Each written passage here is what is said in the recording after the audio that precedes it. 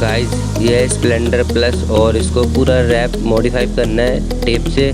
तो सबसे बड़ी दिक्कत जो हमारे सामने आई कि यार इस पर कैसा लुक दें, कुछ समझ में नहीं आ रहा। वैसे स्प्लेंडर तो बहुत सारी हैं पर हमें किसी को देख के नहीं बनानी थी, इसको कुछ अलग ही बनाना था, कुछ हटके ही बनाना था। काफ़ी इसकी कंडीशन है वो वीक है।